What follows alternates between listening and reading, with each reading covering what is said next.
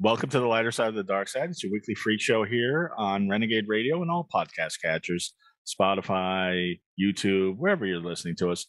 It's the Dark Mark Show. I am Dark Mark, the goth comedian, and as always, except for last week, my co-host, everybody's favorite horror writer, Nicole Six.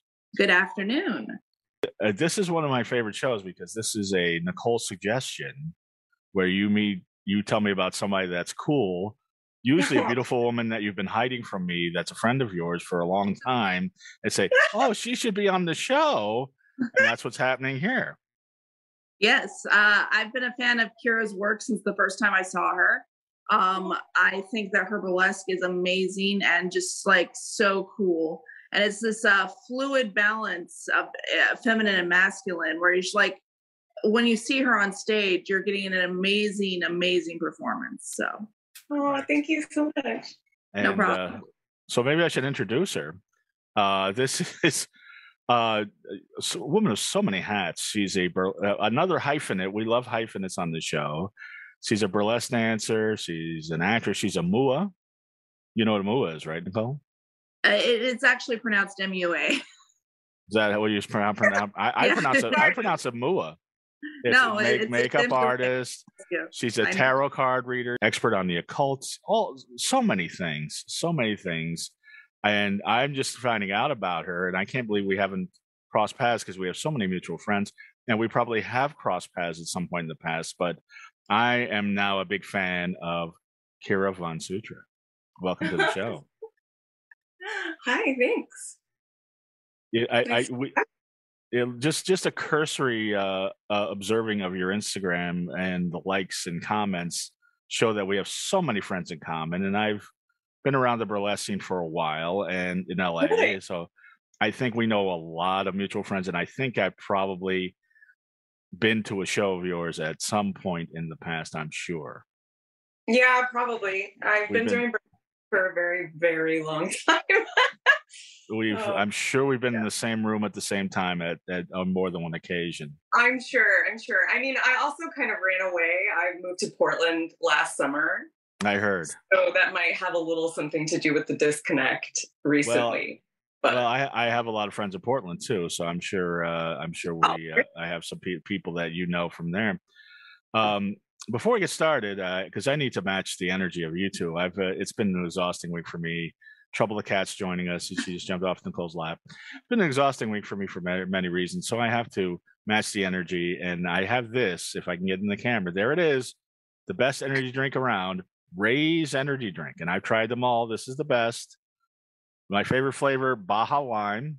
I know Nicole's favorite flavor is the Voodoo Fruit Punch. They also have Galaxy Burst that tastes like Fruity Pebbles, Ginger Ale, Juice Box. And if you doubt this works, you got to see some of these shows that we've done live. And everybody's drinking Rays, and just we're talking a mile a minute, and we were talking till like 1 a.m, just couldn't stop. This is the best. And the best part about it, 0 calories, 0 carbs, 0 crash. And as always, I have to add that it goes great with vodka. Nice. Indeed it does.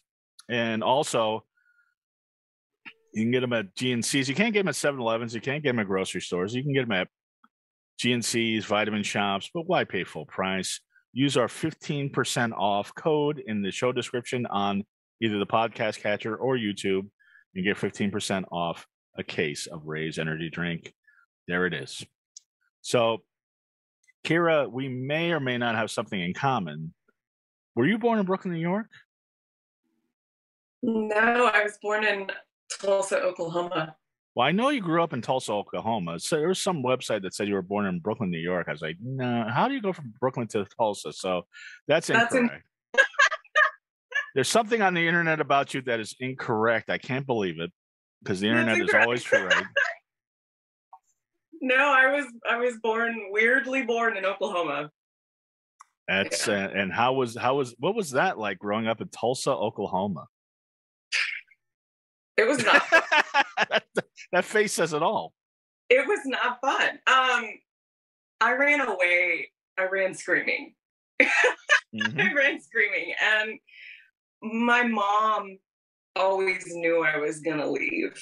as well. Like when I remember being a teenager, I started traveling the world, luckily, when I was 17 years old. My first job ever was at a Schlotsky's Deli in Broken Arrow, Oklahoma. Wow, and big time. It was really weird to be like one of the only punk rock goth kids at my high school, and it just kind of never really matched me. But I was born in Oklahoma, but in my heart I'm an Angelino. Like I don't tell people I'm from Oklahoma. I'm from LA, dude. Like I'm a Hollywood vampire. Like I'm a Hollywood goth. Right. Yeah. But if I have this correctly, and once again, this is from the internet, so it's got to be accurate. You started doing burlesque in Tulsa, Oklahoma. I did. Yeah. Now, what was the burlesque thing like out there? Okay, so there was none. I was actually in the first burlesque revival troupe in the whole fucking region in Oklahoma and Texas. And I started doing burlesque in 2003. So actually this year is my 20-year anniversary. But yeah, there was nothing. There was no YouTube. There was no costume shops. It was horrible. We were terrible. It was there was MySpace. Actually at that time, I'm trying to remember. Yeah, I guess MySpace was there. That was about it. But like there wasn't the same resources. There weren't like burlesque schools, there weren't like people. Now you can Google like burlesque school, and pretty much every major city you can be in or visit in the United States at least has a burlesque school. There are people teaching this craft now, which is amazing. But like I went to literally Fredericks of Hollywood and Joann's Fabrics and threw together really horrible costumes and just kind of like paraded around on stage hoping for the best for a while, but it was fun. It was just, I'm sorry. I was going to say, so you made your own costumes. What kind of costumes did you have when you first started out?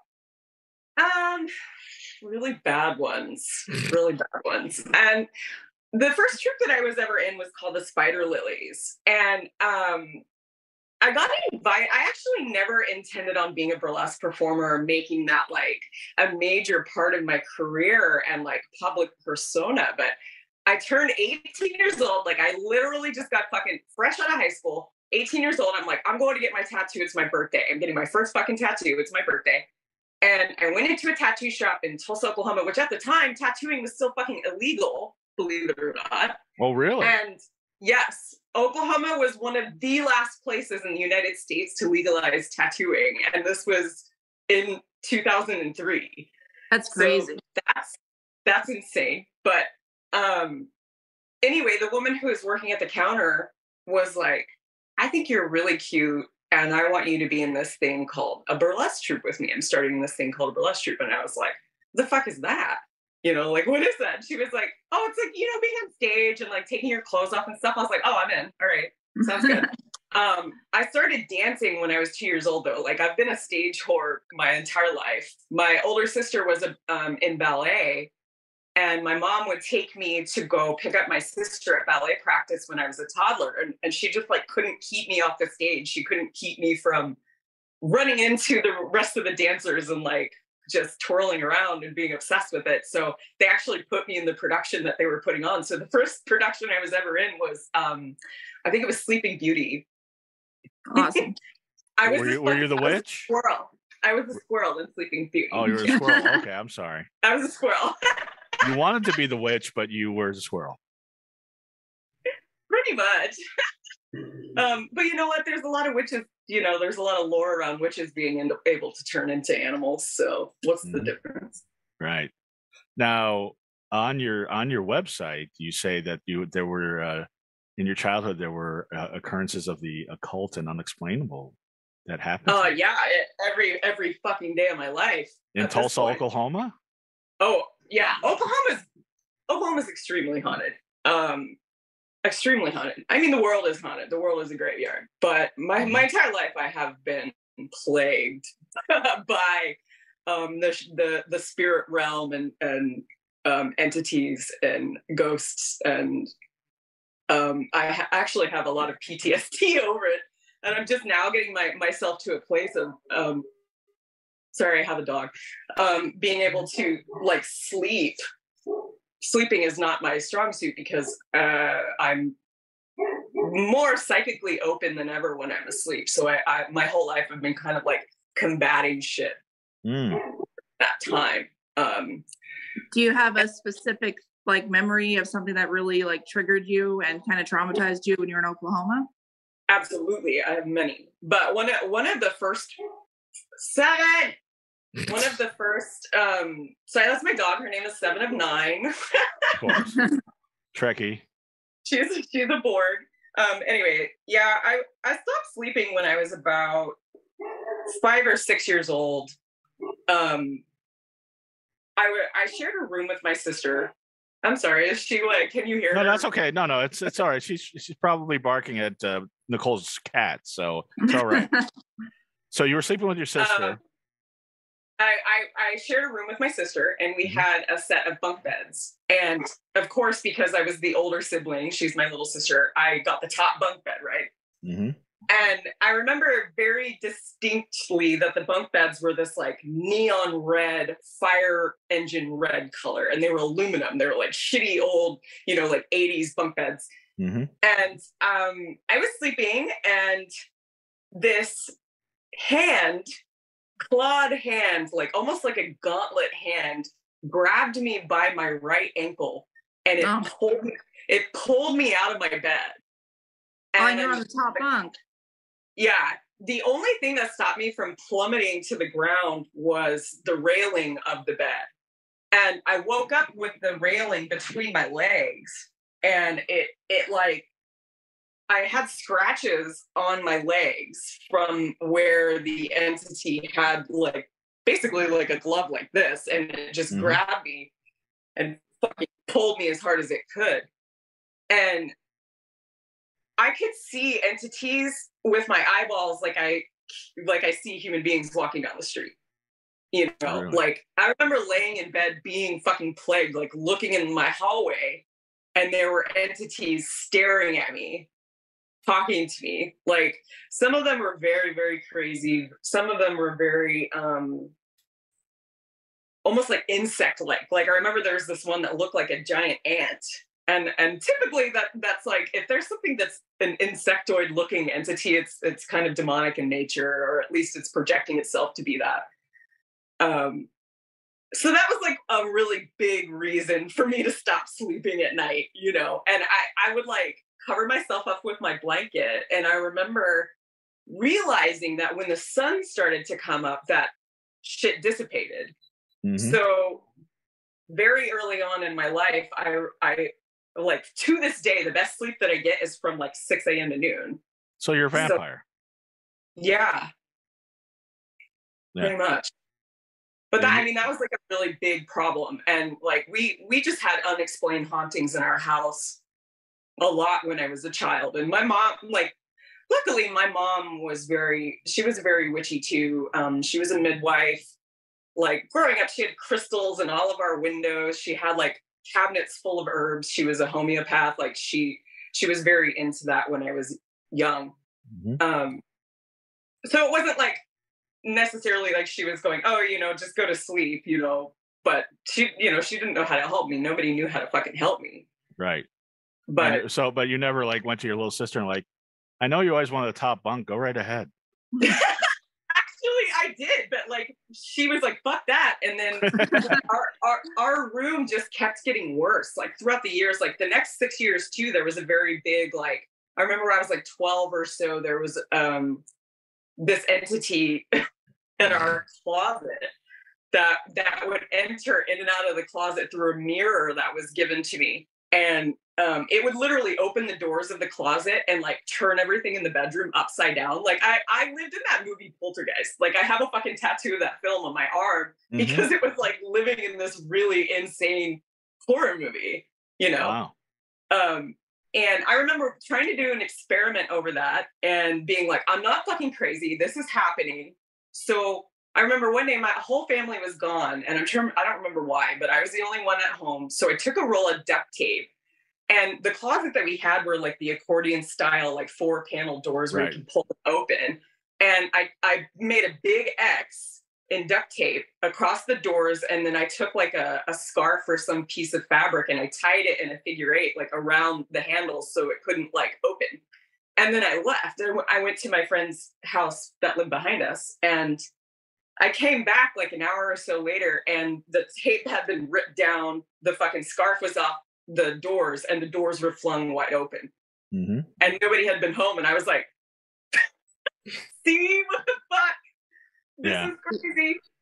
When I was a teenager, there was something in my house, and it followed me up the stairs, and my dog started barking at it. And that was when I realized I wasn't just dreaming or something. Like, that was really in my house chasing me, and I got so scared. I don't know how to describe the way it felt when it touched me, but it was like substance that wasn't there, but there was still like pressure there. It was a weird experience. Oh yeah. Yeah. And like here in Portland, there are so many more spirits here and entities because of all the plants. Like the energy here is so different versus Los Angeles. Mm-hmm. So it's been a whole different set of learning how to deal with this space and like locking it down, just to feel normal and sane. Measures do you take? How do you protect yourself? Oh God, how much time do we have? We've got all the time in the world. Well, number one, or do we? Jewelry. I wear a lot of jewelry. I do magic workings. I do spell castings on a near daily basis. I do a lot of work with the land.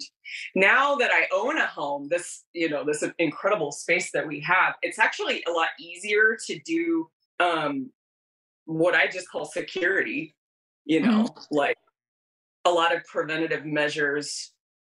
I take it you go a step or two beyond just the sage. Oh, Sage doesn't do shit. Sage doesn't do fuck all most of the time, especially if an entity is not malicious. Mm-hmm. And what I've recently realized is that a lot of the chatter that I have dealt with my entire life from the other side of the veil were my fucking ancestors. Mm-hmm. and my God. And growing up and oh my God, my dog. I don't know what the fuck. No, don't worry about it. Don't worry about it. He's just barking at an entity. That's all. Just go. It's fine. There's like a truck outside, so she's. We can barely hear her. It's fine. Being a psychic medium is really overrated. Oh yeah. It's really overrated. It's not fun. Like it's really not fun. But working with the lands, like really talking to the spirits of this place. And when you own something, when your name is on something in a piece of paper, that like means something different in the spirit realm for some fucking reason. And I have like, it's been a lot easier for me to lock down the space because we don't share walls with anybody else too. Mm-hmm. So if like you're living in an apartment, it's completely fucking different doing protective magic versus you being the only people, whoever you live with, being the only people or the animals in your space. Mm-hmm. And a lot of it is working with the spirits of the land as well, and like just asking for fucking help. Right. Like, yeah. and I will say a lot of it is connecting with those ancestors and the spirits around me that are my guides, and just being like, I can't fucking do this on my own. Like, mm-hmm. I literally can't fucking do this on my own.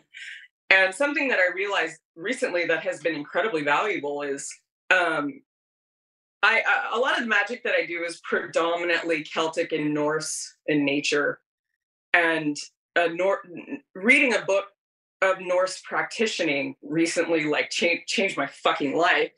And it said to put your guides and your protection on the outside of a circle when you cast it, as opposed to being on the inside of the circle.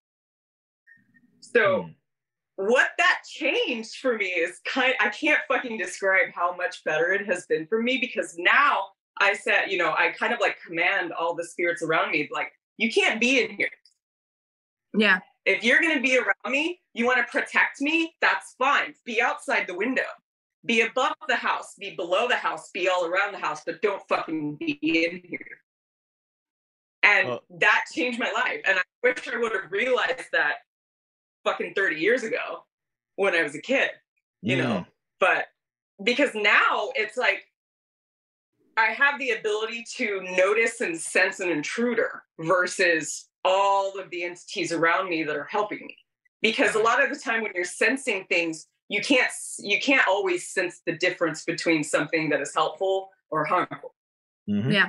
A lot of the time, even helpful energies and entities feel prickly and scary, you know? So it's like, just go the fuck outside. Like, I love you. I'm tired of hearing it.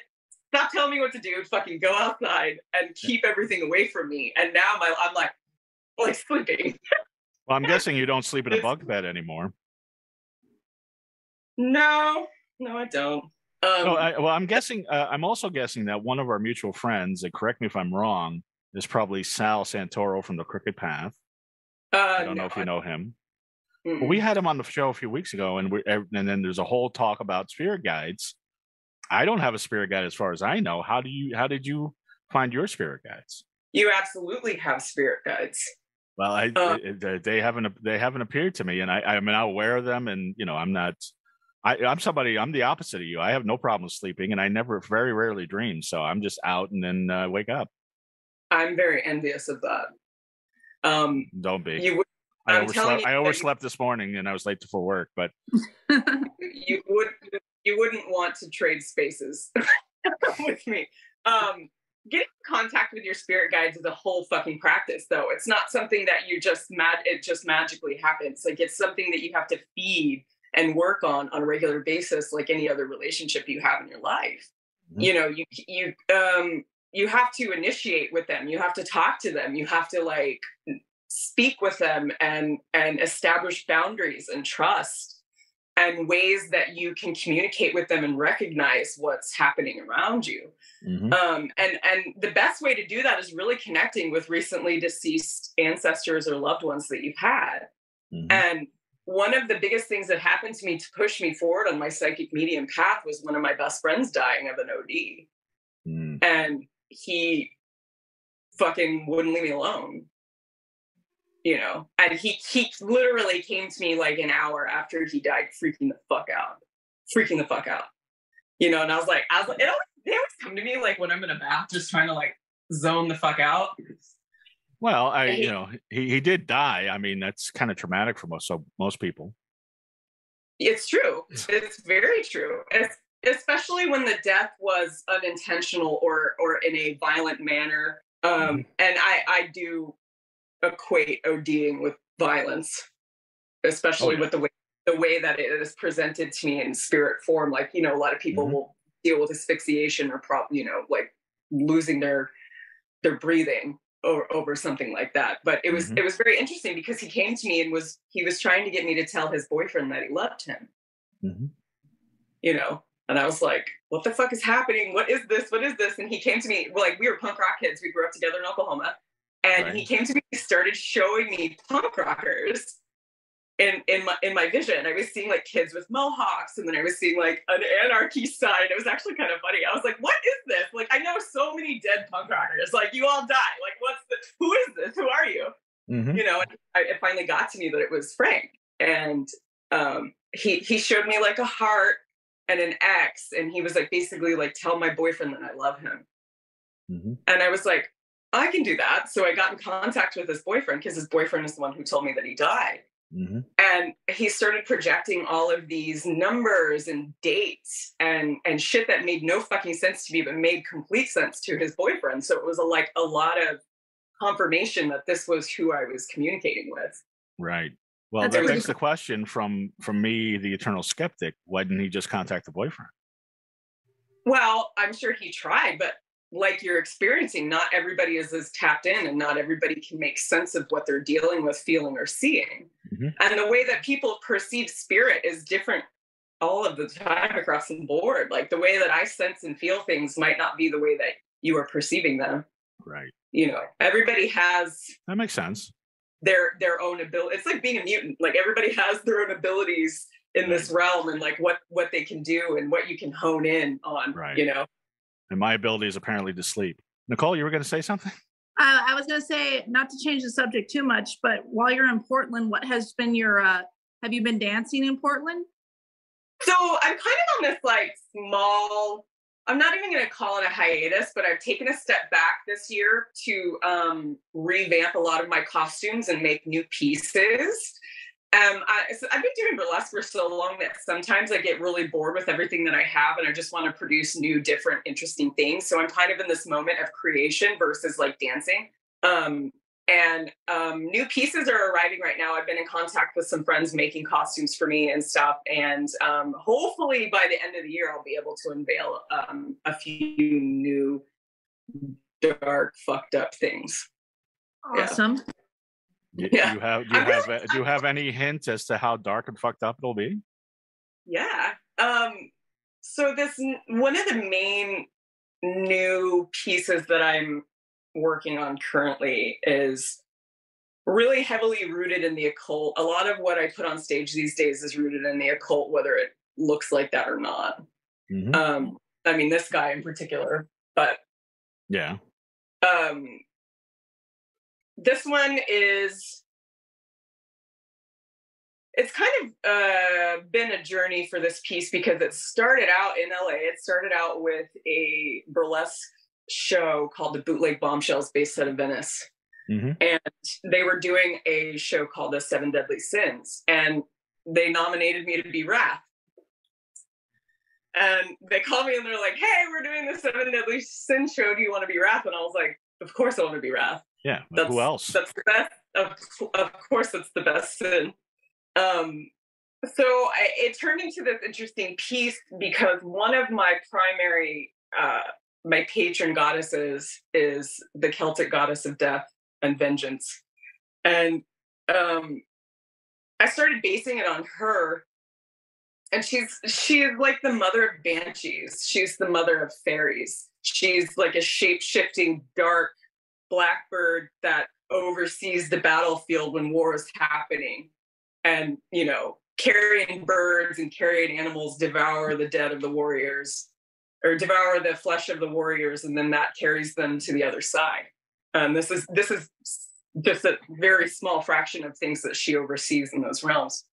And now it's turning into this whole new fucking piece, to different music, with different costuming, just covered in veils. And my friend Sig Neutron right now is a really wonderful Sig. Special effects. Yeah, so Sig is making me these pieces to make me be this really fucked up, like, crimson, bright red skeleton apparition. And the backstory is it's like Victorian and I've died of consumption. And it's like really horrific looking. Where most burlesque in general is very, very beautiful and very sparkly and very high femme. And I'm a little bored of this. Okay. I'm bored of this, and I like to bring flavors of horror and like really hardcore dark occult energy that I've experienced firsthand to the stage, and to deliver these art forms in a different way. Because burlesque, I mean, not to be an asshole, but I've seen it, I've done it, I've seen it.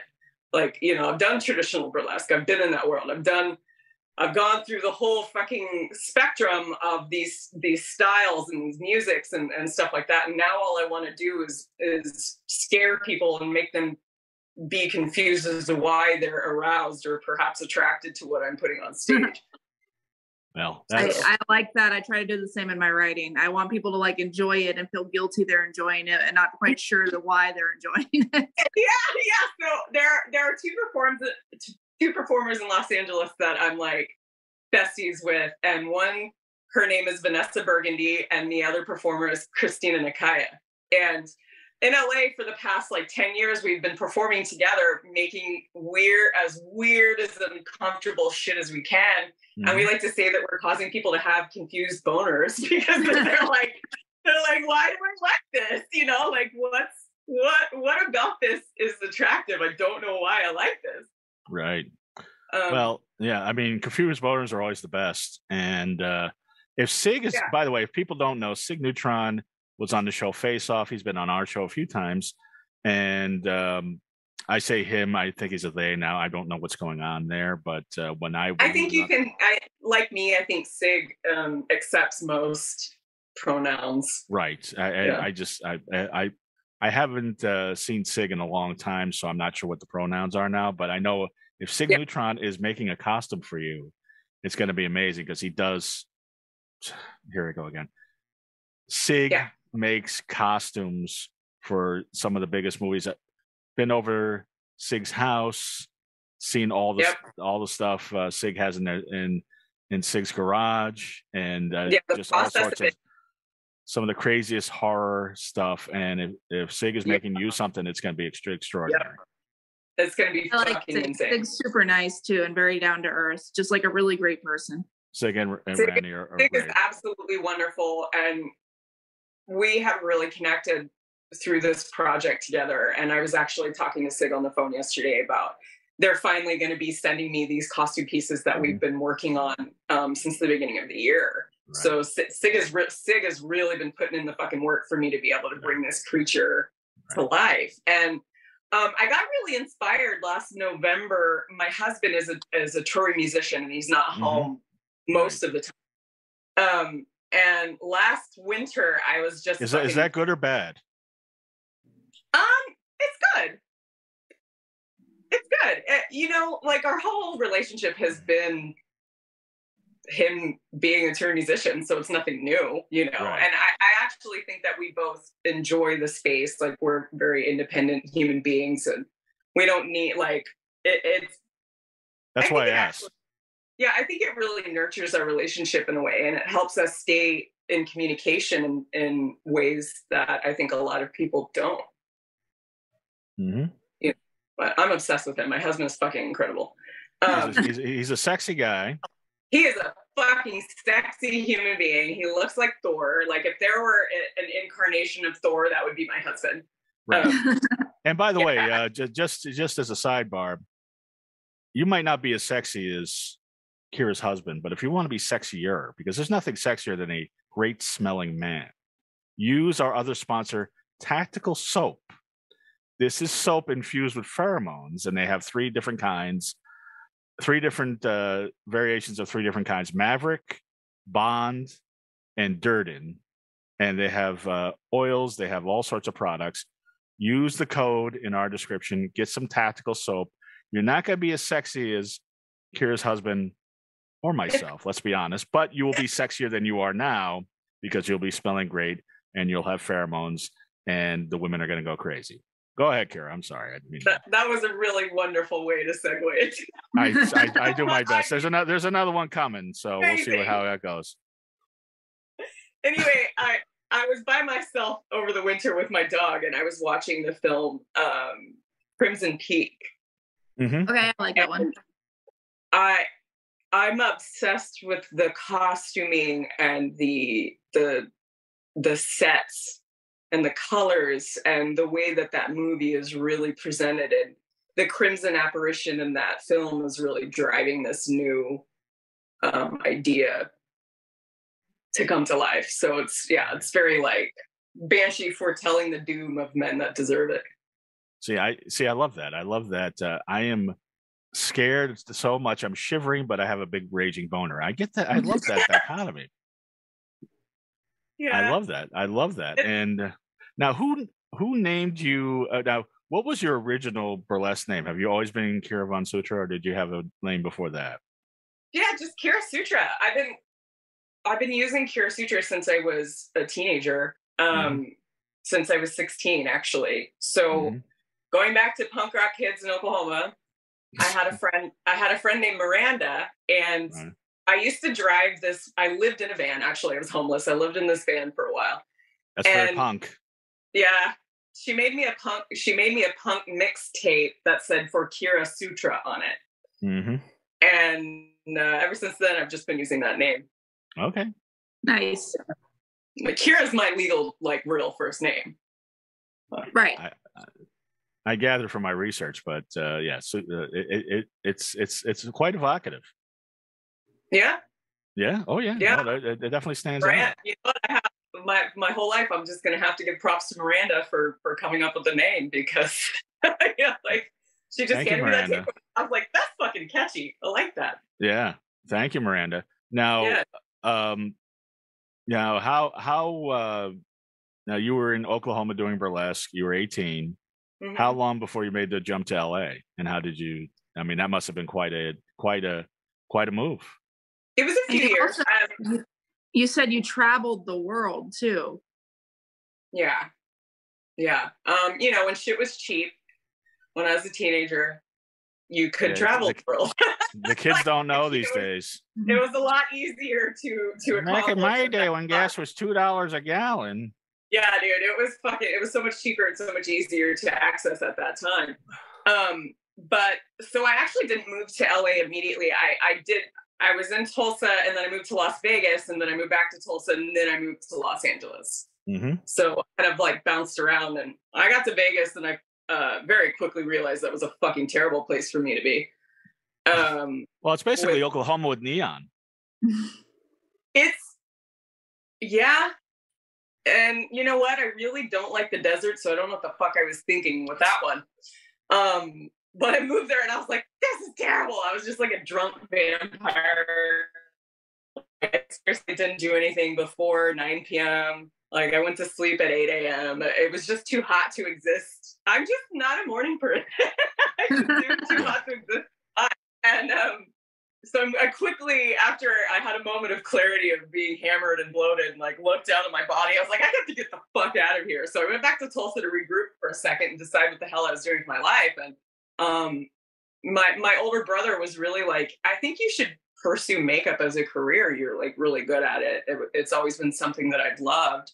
And I have a lot of siblings. My older sister was like, well, why don't you go to makeup school? And I was like, well, where the fuck do I do that? Like, I don't want to do that here. And she goes, well, you know, let me help you look. So we were looking at shit. And that's when I decided to move to Los Angeles to go to the Westmore Makeup Academy in Burbank, California at the time. Okay. So I moved to LA in 2009. Right. Because I would imagine the makeup schools in Oklahoma probably are a little different. Yeah, there's one in Tulsa, I think that's still going called Clary Stage that I couldn't be fucked to attend. And not to knock its curriculum, I don't even know, but it, you know, it definitely wasn't in the space that I wanted to be. I've been to Tulsa. I've seen the makeup in Tulsa. It's a little different. You know, I actually should attribute some of that Tulsa to how I am because when I was a teenager, especially when I started doing burlesque, like I was always looking for really interesting makeup, really interesting colors of makeup that didn't exist because all I had was fucking drugstore makeup. You know, there was Walmart, like there wasn't anywhere to seek out, like Sephora wasn't a thing. There wasn't anywhere to find cool makeup or even finding black nail polish was a huge fucking feat, you know? Sure. And when I was a kid, when I wanted black lipstick, as a fucking, you know, kid in middle school, I would use black eyeliner and fucking scrub it into my face and then put like chapstick on top of it. And I remember how dry and terrible it was. But I discovered this costume shop in Tulsa, Oklahoma called Top Hat. And Top Hat was where you could go like rent really terrible costumes for like parties or like whatever else. But they carried it was like a Spirit Halloween store. Not quite, but yes. But they carried a line of Ben Nye makeup for theater production. And that's the first makeup line that I ever used that had reds and blues and purples and greens and like really crazy different colors of eyeliner and lip color and stuff like that. So it like Ben Nye makeup changed my fucking life, and finding that little costume shop, like I was like, I used to call it clown makeup because I didn't know what the difference was between like theater or whatever, but I was like, look, clown makeup. And I remember showing all my punk rock friends being like, look bro, there's fucking blue eyeliner, this is crazy. Or it's just like black and brown. Right. Well, I mean, there's a big difference between the makeup that you have and what the local Tulsa girls put on for the Luke Bryan concert. So there's a bit of a contrast there. I mean, not now. Like now, makeup is so easily accessible, and the drugstore makeup these days is wildly better than it was when I was a kid. You know, like you can get fucking blue lipstick at Walgreens now. You couldn't find that anywhere. Right. I'm old. Yeah, back in my day, yeah. My day, you couldn't purchase that shit online. You had to make it. Right. And but you went to makeup school, and it's interesting from what I've read that you put makeup on some people that people would never guess you put makeup on, like Danny DeVito and Dan Aykroyd. That's true. Because you did makeup for It's Always Sunny in Philadelphia. On the live show, not the actual. Well, you did it for the live show. That's great. That's even better. Yeah, I did for their play for The Nightman Come. Right. Yeah. So you made Danny DeVito look beautiful. DeVito is incredible. He is absolutely incredible. He is a dream to work for and work with. Like he's one of the best directors that I have worked with before. But yeah, I did makeup on Dan Aykroyd, and Ron Howard was the director. Wow. For that. I've done some wild shit, that's for sure. But makeup has really taken a backseat in my career these days, and I'm actually gearing more towards like Nikki here with wanting to write scripts and flip a lot of my psychic medium experiences with being tormented by spirits into scripts. I would really love to learn to be a director. Like this is something that's been on my brain a lot lately. Mm-hmm. Well, you should start making some short films. Exactly. And I have a lot of short scripts that I'm working on at the moment. So right. I can see that. But I'm curious, the Dan Aykroyd, Ron Howard thing, what was that? Because I know you did makeup for the Golden Gods medal thing, and yep. But what was the thing that Ron Howard did for So it was Dan a Aykroyd? Saturday Night Live presidential reunion skit that they put on CNN and other network televisions. But yeah, there was I predominantly did makeup on Dan Aykroyd and Maya Rudolph and who else did I do makeup on that shoot? That was a lot of people. That's pretty big time. Yeah. So Dan Aykroyd was one of the presidents. Right. It was probably Carter or Nixon or something. Yeah, he was Carter. He was Carter, and Ron Howard was directing that. And Will Ferrell was also there, obviously being Bush, and then trust me, we all want to forget Bush, but yeah. Jim Carrey was on set being Reagan. I was losing my fucking mind on that set. Well, I can imagine with all the star power. I was losing my fucking mind because even Chevy Chase was there, and I fucking loved Chevy Chase. I was like, "Oh my god, Chevy Chase is in here!" I was like trying not to freak out, but you caught him on the one day he wasn't an asshole. No, he was like purposefully being menacing, but I found it to be. I was like, "Please menace me, Chevy Chase. It's fine." I wasn't even doing his makeup, but he like came into the room and I had all of my makeup brushes laid out and I was like working on prepping stuff, and he like got his face as close as he could to all my brushes and was like looking at all my stuff. And I was wondering if he wanted me to get pissed off at him, but I was like, Chevy Chase is looking at my shit. Yeah. But Dan Aykroyd was incredible. Like he remembered my name the whole day. He made sure to like connect with me for us to have conversations. He's extremely intelligent. He really loves Led Zeppelin and rock and roll. He does Crystal Skull vodka. Like he was a fucking dream to work with. He loves the occult too. He does. So I can only imagine the conversations. And I tell people, because I've met a lot of celebrities, living in LA, that happens. But right. Ron Howard is the nicest celebrity I've ever met, to the point that he was so nice, I felt like a real jerk actually going up to him and saying hi, because he was so friendly and was ignoring his family at the time to talk to me, that I felt horrible to actually talk to him. But was that your experience, or did you see Ron Howard on a real, like him and Chevy Chase being jerks? I don't think he was a jerk. I don't think Ron Howard's a jerk at all, but he is intense. He was working too, so yeah. Yeah, he was intense, and just mostly because he's a perfectionist, and from what I understand, like he tried to get as many shots of everything as he could, so it was an extremely long day. Extremely long day, extremely long shoot. I think it was a few days. But you know, I enjoyed it nonetheless, and really had a great experience on that set, and being able to put that on my resume is super cool.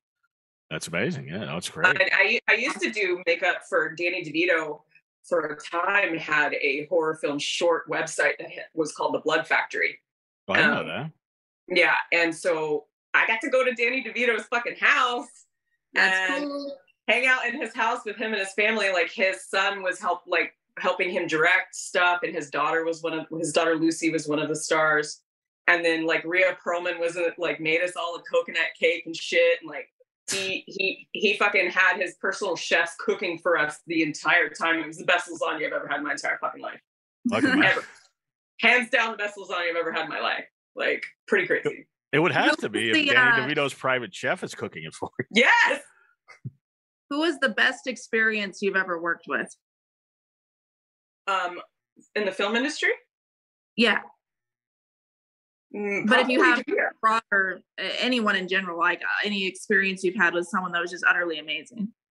Danny DeVito was absolutely incredible to work for, because he really likes to foster a calm, peaceful, easy moving set. And by doing so, he makes everybody sit down and take breaks. Like, he basically makes everybody sit down and have tea together. And like, he doesn't let people work during lunch. He makes you relax. He makes you fucking calm down. And like, I think I was late. I remember waking up late because at the time I lived in the Valley, and I was tearing ass in my car up the fucking like canyon to get to the other side of Hollywood from the Valley. And I was freaking out because I was late. And he came into the makeup room and was like, calm down. Like, it doesn't matter. And what's interesting about him is he used to be a barber. Oh, wow. And he knew about the process of makeup. He knows how to put a bobby pin on someone's fucking head to hold a wig in place. So he like is one of the few directors that I've worked for that actually gives hair and makeup ample time to create a look that's interesting and works well, instead of hurrying you. Because a lot of sets want you to do a look that takes 3 hours in fucking 10 minutes. You know, you have assistant directors breathing down your throat going, how much longer is this going to take? You have 2 minutes. And I'm like, well, I need an hour. And they're like, well, you have 2 minutes. Danny DeVito's not like that. He's like, just tell me when you're done. That's like, really cool. And I remember being like, what the fuck? This guy knows how to put a bobby pin in a wig? Like, that's insane. It's like, because his daughter, it was a period piece of the 20s, and she was wearing a white blonde wig with finger waves in it. And her hair is dark. And so, you know, we had to do the whole thing with it. And one of the bobby pins started to come loose. So he like held the set and walked over and shimmied the bobby pin back into her fucking head and just kept rolling. And I was like, who is this man? Like, this is crazy.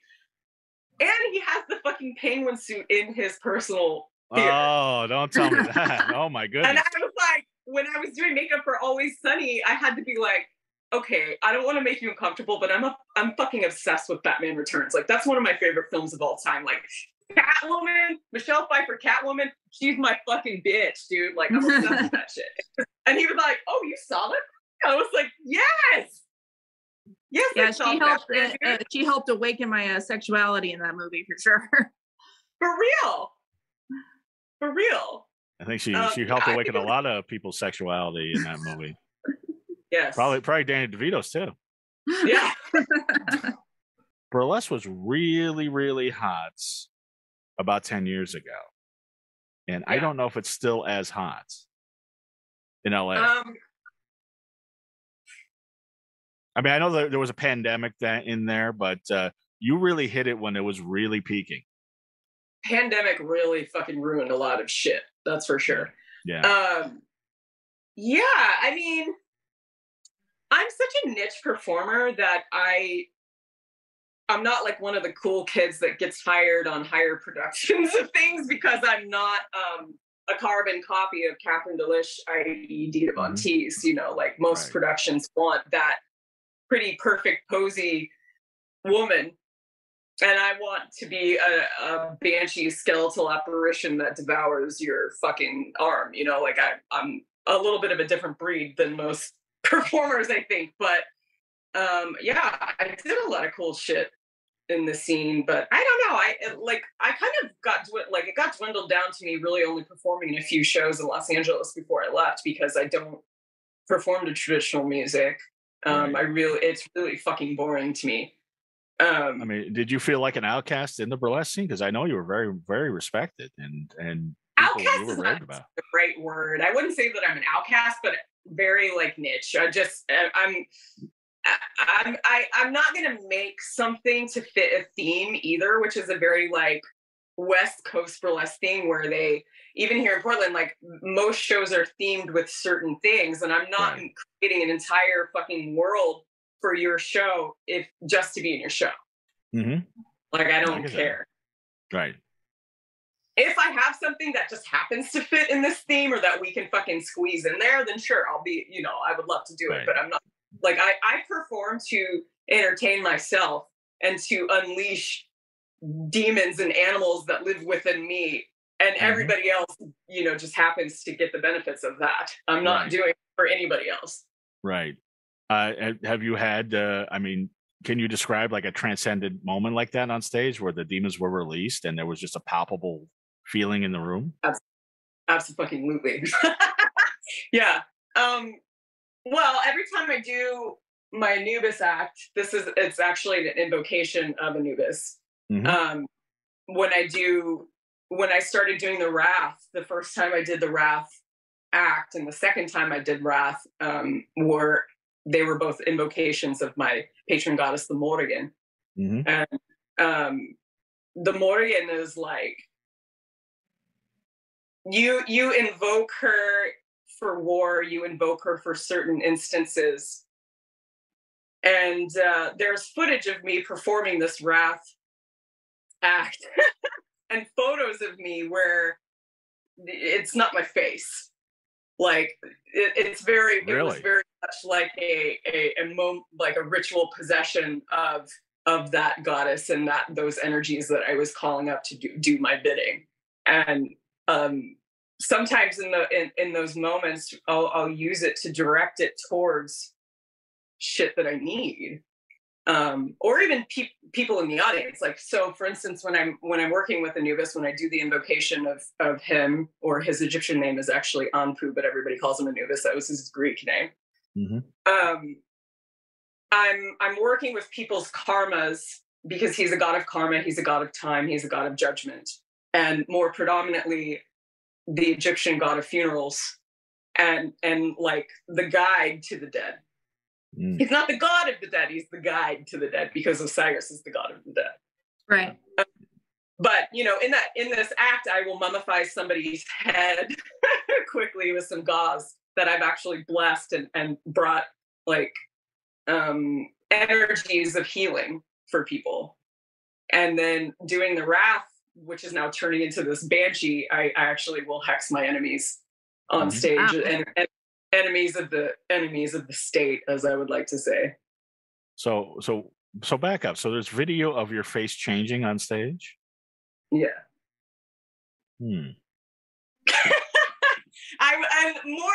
I'll have to find it, but there's a video that my friend Chrissy, I think Chrissy took, of me doing this Wrath act, invoking Morrigan. And in particular, there was two men that I was aiming this shit at that have been abusers to me in my life. And my eyes go red. Like in the video, my eyes are fucking as red as my eyeliner. Like really insane. And you can see the shift of where the spirit is like there. Yeah. So that's very cool. I think doing like even creating like this crimson apparition that I'm working on right now will be even crazier. Wow. Though the vibe will be different. The vibe will be different because the original song that I was dancing to was 25 Years by Pantera, which is a very fucked up dark song about being abused. and dealing with an abusive father. And the best part about that song, though, is when he says, "We're fucking you back." I like lose my shit during the part. Right. But yeah, I mean, I use the time purposefully.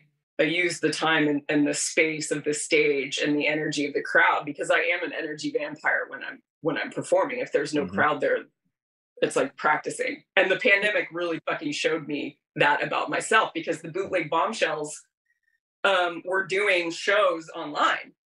Yeah. And they turned a pole studio in the Valley basically into a TV studio to start filming performers and strippers doing their jobs, and then putting together a whole Zoom show where people were attending and tipping, online. And I remember going, they made me come early too. I had to be there at noon, and I had to be there in full goth drag in the fucking Valley in the middle of the summer, and just being like, this is terrible. So I had to do the run twice, because the first time I did it, I was calling myself Kira VonSutra, and I was like, I'm not here. This is too early for me. But I remember doing my Anubis act for that. And in the beginning of the act, like, I come out very like dark, covered in black velvet. And then I bust open my cape, and there's all this gold, sparkly, glittery, crazy energy happening. And usually the crowd is very excited about this. So in this act, doing it for recording, I open my cape, and then nobody's like, wee! And I'm like, oh. there's no energy for me to fucking feed off of and grab right now. This is wild. Right. Yeah, it felt like filming me practicing. Well, it's, I mean, even, doing the Zoom comedy shows, at least they're laughing. When you do a burlesque, there's nothing. There's nothing, yeah. I mean, I'm sure there's people jerking off, but that's about it. And you don't have that energy. I hope they keep that to themselves if that's happening. But it's like, well, no, it's like under the desk. Yeah. Well, trust me, that's probably happened at my Zoom comedy shows too. But surely. Speaking of that, I read some interview with you, and it was quite a while ago. But you were talking about pasties falling off. How many times has that happened? Yeah, my left boob has taken a whole West Coast tour before. My titty has come out in Seattle, San Francisco, Hollywood. The first time I ever performed. So it doesn't happen on the West Coast or the Midwest, just or the East Coast or the Midwest, just the West Coast? The West Coast has been the star for some reason. Okay. But yeah, I mean, the pasty journey has been interesting, because when I first started doing burlesque in Tulsa, like, we didn't have resources. We didn't know how to make pasties. We didn't know what we were doing. And the first time I ever performed, everything came off. Everything fell off. Right. And that was highly illegal in Oklahoma at the time. And the first time. Well, if tattoos were illegal, yeah, that was illegal too. Legit. And the first time I performed in Los Angeles as an Angelino, I was dancing at a show called the Monday Night Tease. It was at the 3 Clubs in Hollywood. I remember, yeah. We've had Lily. Huh?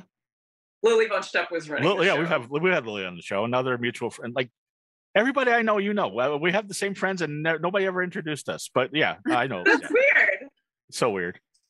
Well, go ahead. So yeah, that show was great. But you were on that show. Yeah, I was doing an act to Led Zeppelin's Heartbreaker, and my left titty came out, and I got in trouble. I got in severe trouble by Lily by that one. She was like, "Don't you ever fucking do that again." I was like, "It just happened."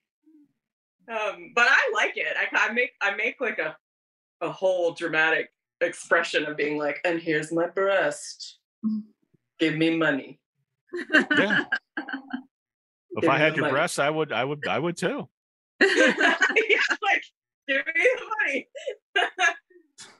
And I would imagine when that happens, which is always an accident, but more money.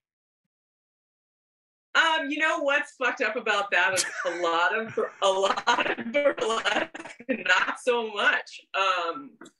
That's a big problem that I have found with productions in LA versus Portland, actually, is where Portland is a stripper town. Most shows here are run by strippers, so they're very tip forward. They're very, like, if you're not coming to the show to tip, don't come. And in LA, they don't procure tips the same way. Mm-hmm. And it's sad. When I went to a drag bingo thing, And I didn't bring any ones with me. And there was independent drag burlesque sets. And I felt bad I couldn't tip. I'm like, oh no. So they came over to our table and they were giving it their all. And then afterwards they hold out like the tip hat. And I'm just like, I'm sorry. Yeah. So Portland gets around that by creating pieces of paper that they put on every table that has QR codes to people's Venmos and PayPals and Cash Apps. So you can fucking just direct them on your phone. Well, that's the future. That is the future. Nobody has cash anymore. Bootleg Bombshells was doing that in LA. That was one of the shows that I did all the time because there actually was tipping in that show. And they just let me be really strange. Right. So I mean, geez, where does the time go? It's already been an hour, but I do have a couple other questions for you now. Okay. I, if you could hang on, I don't want to keep you long because I know your dog's probably still barking in the background, but he's okay. And I know you were talking about out-of-body experiences, and that I didn't segue when I should have because our other sponsor is Renegade CBD. So if you want to have out-of-body experiences, go to renegadecbd.com. And also there's bath bombs and other things, white chocolate, gummies. It's really, really good. Renegadecbd.com. You have a tattoo, if I'm not mistaken, because I did the copious amounts of research on you, of Bettie Page. Yeah. What is it about her that still appeals all these years later? Why is she such an icon?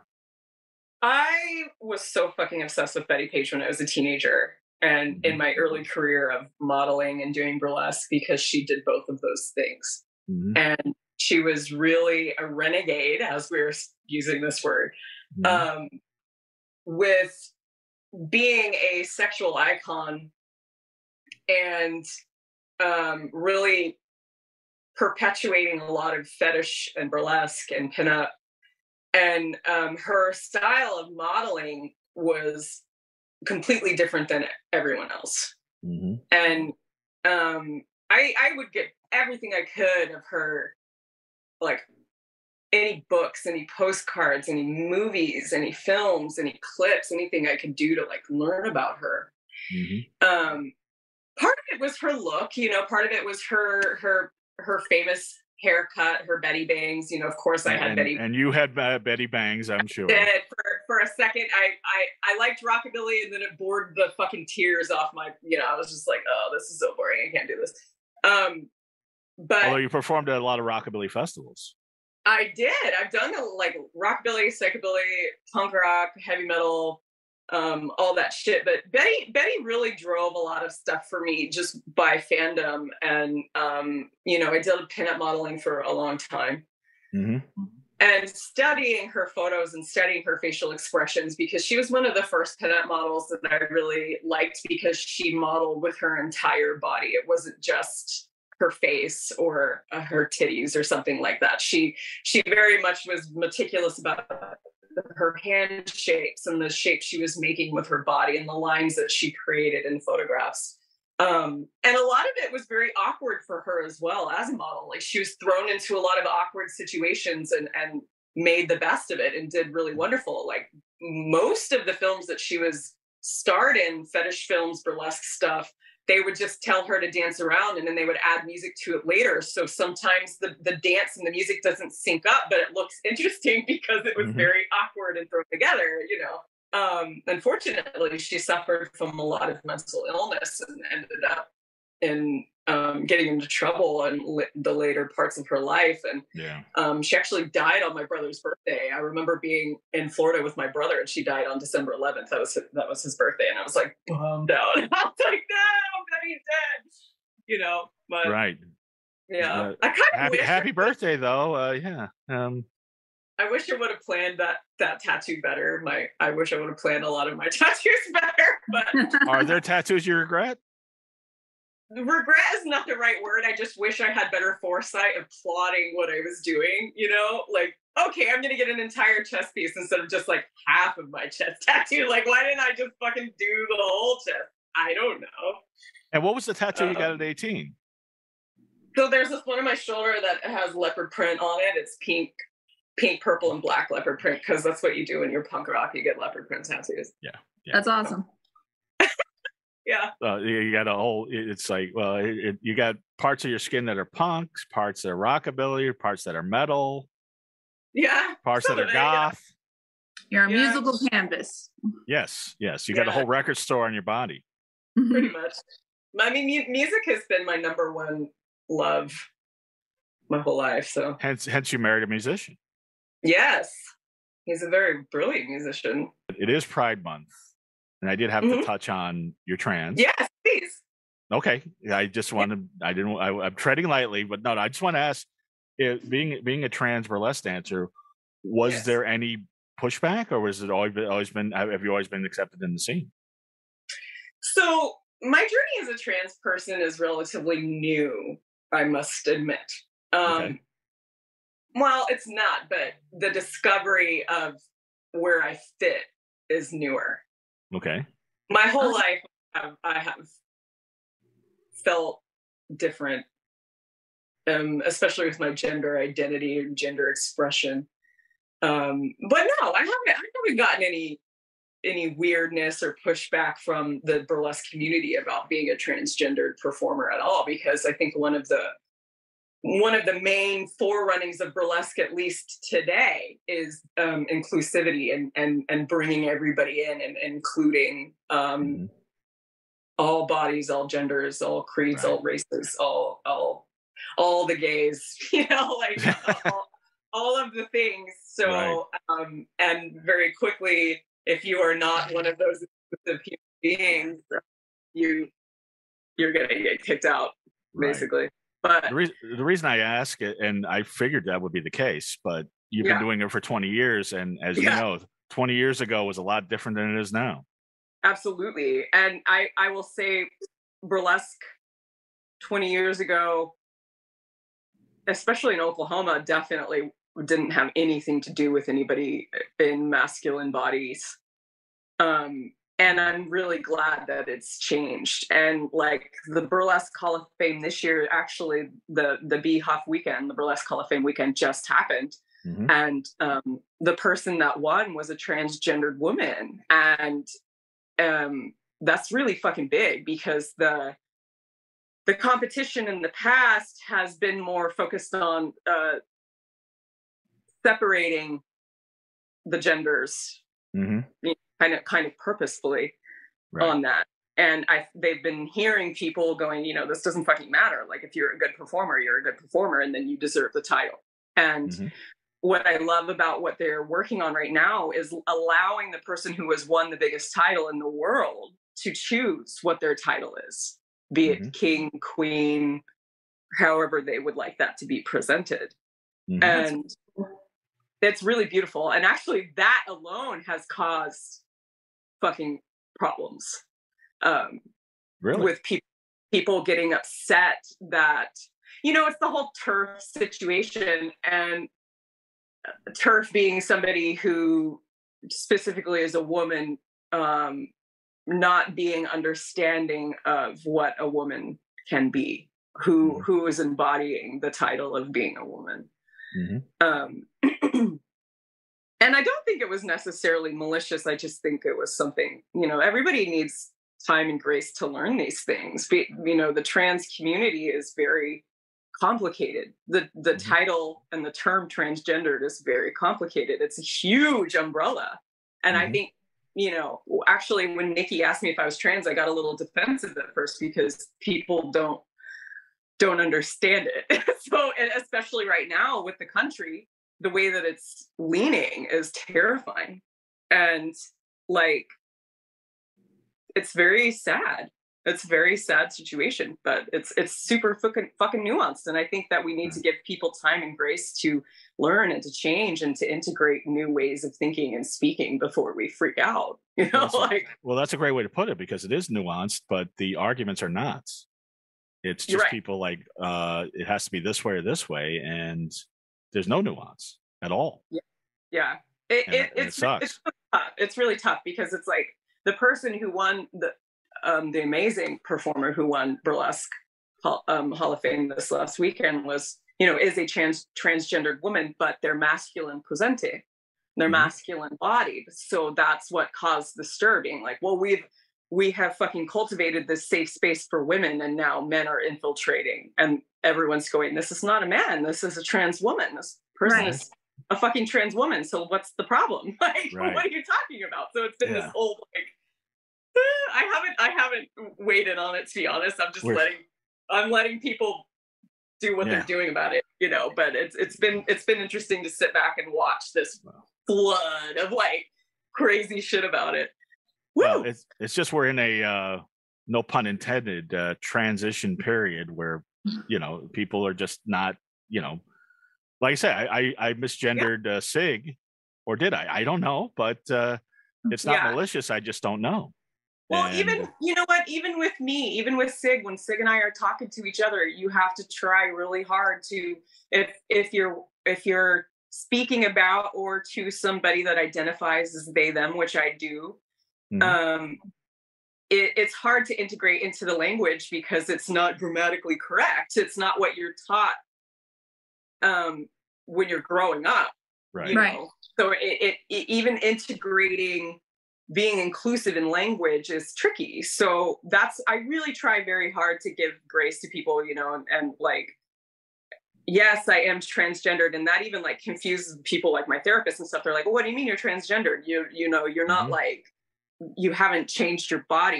You haven't transitioned into anything. Aren't you transitioning? And I'm like, well, that's not everybody that's trans goes through transition, you know, like that's not the only part of the trans umbrella that exists. Yeah. So, like, I'm gender fluid. That's where I identify as gender chaotic. Like I'm fucking all over the place. Like sometimes I don't want to, sometimes I don't want to be curvy. Sometimes I don't want to look feminine at all, but this is how I look. This is how my body is. This is how I naturally am. But it's not a need that I have that outweighs changing who I am for the most part. And a lot of people need that. That's like their life depends on it. You know? Well, I understand. Yeah. So gender chaotic's nice. I think you're onto something there. I like that. I'm fucking, dude, I am a chaotic motherfucker. Like I'm like, well, I'm all over the place. Just talking to you the last hour, I caught that. So that's good. You are definitely chaotic in gender and otherwise. And the last thing we gotta talk about, because I could talk to you all day, all night. I think you're great. And Nicole, please chime in. Now your website is all about you're doing tarot. And when did you start doing tarot cards? I started reading tarot about 10 years ago at this point. Okay. That's what attracted you to it. What brought your interest in? Even that is very interesting. Everything you say is interesting. You realize that. Everything is so fucking You're interesting. It's so interwoven. You're chaotically interesting. Thank you. I appreciate that. So it actually happened because I was living in this really haunted, fucked up place in Hollywood that I would like to write a film about, by the way. And I dreamt of a tarot card. Oh. And I didn't know what it was. I didn't know anything about the tarot. I didn't know anything at all. I knew like the basic, there's a death card, like everything you see on a movie, you know, about tarot and how creepy it could be or whatever. I mean, I never had those thoughts about it, but I just didn't fucking know. And I was having trouble with somebody I was working with in the film industry at the time. And I had a dream of the Seven of Swords. And I was like, and it was a very fucking crazy dream because not only did I dream of the tarot, but I also astral projected into my friend's dream and was like there with her and freaked her out. And then she stopped being my friend actually. But in my dream, I basically pulled this flaming card of the Seven of Swords from behind my back. And I started going, well, this feels more like a vision, or this feels bigger than just like having a random fucking dream. So I started looking into the card. Like I started doing the Google and being like, what is this? And the Seven of Swords is a card about basically someone fucking you over. And there's a lot of explanation about that card, but long story short, it's, you know, the traditional Rider-Waite-Smith deck depicts a person walking away with swords that don't belong to them in a camp. And it's about somebody trying to get away with something, or pulling the wool over your eyes, or being secretive. Right. And I was like, well, you know, there's no better resource for the occult than Google, so that's good. It's all I had. I didn't know what to do, so I was just like, oh, this is crazy. And I remember having a conversation with a burlesque dancer about it at the time, and she was like, well, this is very like huge. She was like, Kira, this sounds like it's like right on point with what's happening with you in your makeup life. And it very much was. So with the culmination of this haunting that I was experiencing, which was fucking horrific, and dreaming of this card, I walked my happy ass to Pan's at the time in Hollywood. It was Pan Pipes, which is one of the longest running occult shops in the nation, ran by one of my very best friends. Her name is Vicky. She's incredible. I walked in there and I was like, I need help with getting rid of a haunting, and I need a deck of tarot cards. Like, I don't know what I'm doing, but something's got to fucking change here. And I think that this is the place to be, you know? So I started pulling cards, and it just, as it turns out, I'm very good at it. That's great. Before you did tarot, did you have psychic visions? Did you foresee the future? Yes. Yes. I started having severe predictions when I was a teenager. I started predicting death when I was a teenager.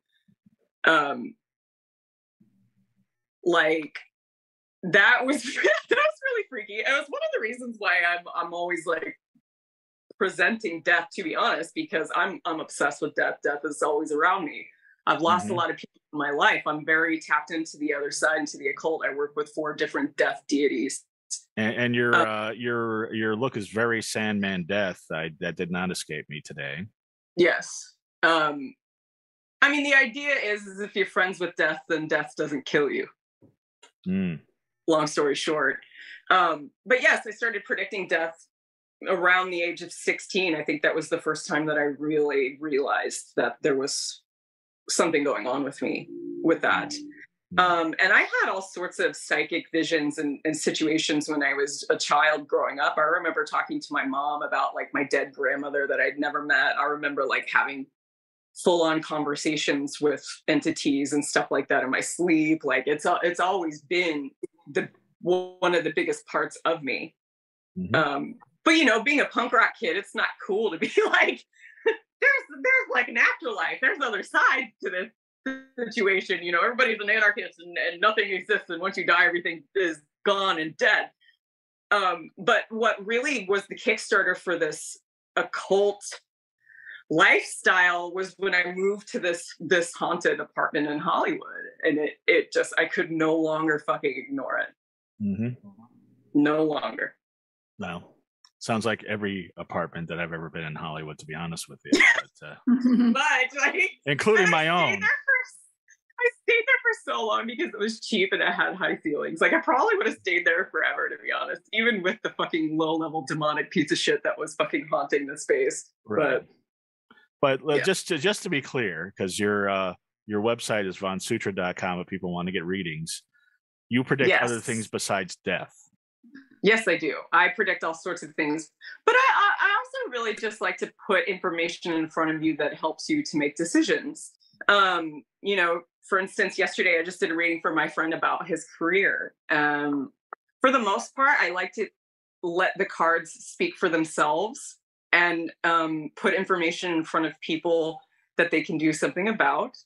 I don't like nonsense. I don't let nonsense in. If there's nothing they can do, then what the fuck is the point of talking about it?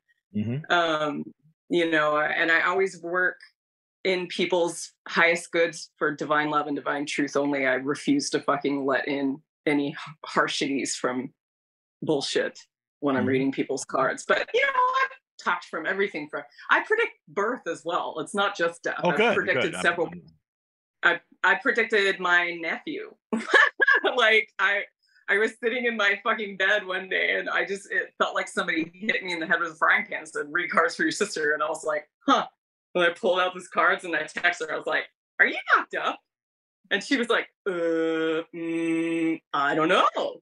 And then 2 weeks later, she was like, yep, I'm knocked up. You know, I was like, wow, okay. So I guess I could ask you, is Nicole pregnant? I don't know. I don't know. I'm not. Okay, oh good. Okay, now we know. Okay. Yeah. Kira, as I said, I could talk to you all day. Nicole, another winner. I love it. First off, we have so many mutual friends, and Kira is just fantastic. My goodness, I want to have her on every week. Yeah, she was great. I wouldn't hate it. And Kira, please tell everybody everything you got going on, anything you want to promote, and you know, the floor is yours. Whatever you'd like. I'm a psychic medium. I do medium readings. I do regular readings. I do spell castings and healings. I'm a Reiki healer. I do long distance healings. I'm a painter. I'm working on a art show right now. I forgot to mention that. I saw your art. It's really good. Yeah, it's wild. I'm working on a solo art show that's going to be unveiled in Hollywood in November. I don't think I'm allowed to say which gallery it is at the moment, unfortunately, but it will be in November in a gallery near a bar called Burgundy Room. That's all I'm going to say. And then how cryptic. You can, right now I don't have my tarot books open so that everybody can book themselves willy-nilly. If you would like to book with me, get with me, you know, send me a message and I'll book you manually, because I can't, like, my schedule is very chaotic, so I can't let other people dictate what I'm doing. Everything about Kira is chaotic. It's true. That's true. I'm chaotic, good, and neutral, depending on the day. But right. What else? I guess that's it. I don't have any shows really lined up at the time. I am reading cards for a burlesque show here in Portland called Burlenomicon at Coffin Club, which is the goth club here that's super cute and fun. I usually do that. I usually do that monthly. Either I'm in the show or I'm reading cards at the show. I guess that's it. All right. Well, that's plenty. Yeah. And Kira, thank you so much for being on the show. You're so much for having me. Wonderful. This is so much fun. I mean, you're fantastic. You're beautiful, and you've got a potty mouth, and we encourage profanity. So I love it. I do. I can't help it. I do.